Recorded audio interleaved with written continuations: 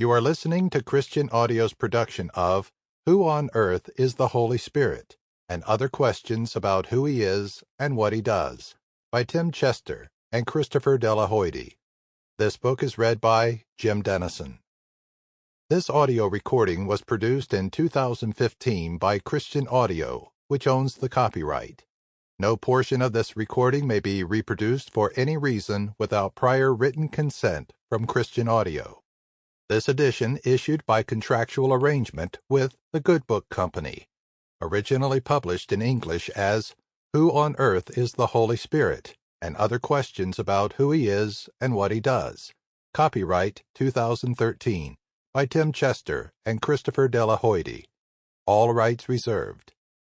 Please visit christianaudio.com, facebook.com/Christian Audio, or twitter.com/Christian Audio to offer your impressions of this work and to explore additional titles.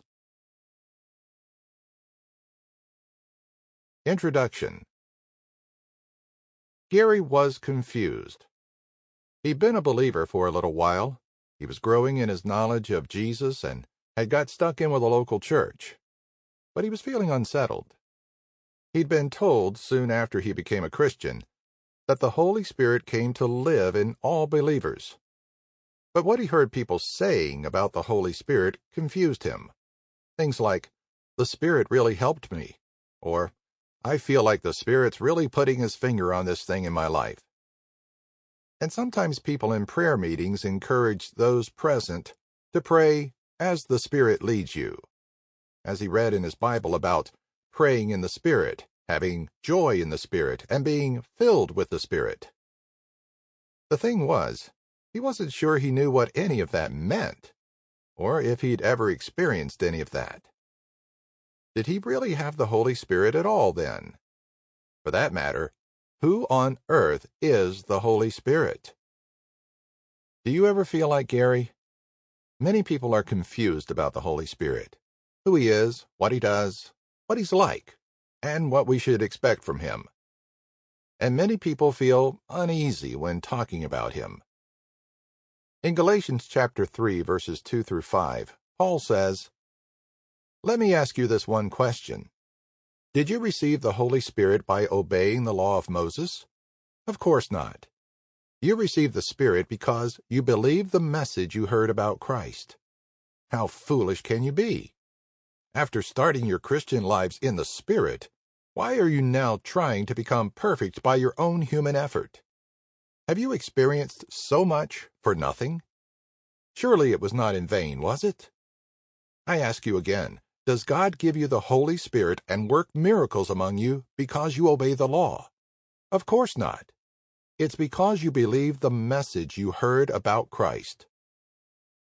Paul's point here is very clear. You began the Christian life by faith and in the Spirit. So why switch to living by law? All the blessings you've received by faith and by the Spirit. So why switch to an alternative way of living?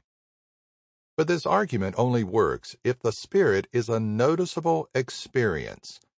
Verse 2 doesn't work if the Galatians aren't sure whether they've received the Spirit. Paul is appealing to their experience. You've all experienced the life of the Spirit, says Paul. How did that experience come about? By law or by faith? It was by faith. What's assumed is that they all have experienced the Spirit. The Spirit's work is not an unseen or unfelt reality. This means you can experience the Holy Spirit without noticing. Which leaves us with an important question. Have I actually experienced the Holy Spirit? And what does it actually look like or feel like to experience the Holy Spirit? In his book, L'Abri, Francis Schaeffer said, "Supposing we had awakened today to find everything concerning the Holy Spirit and prayer removed from the Bible.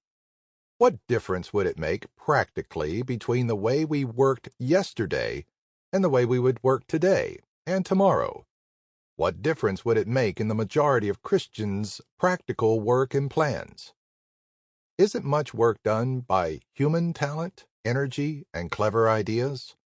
Where does the Sample complete. Ready to continue?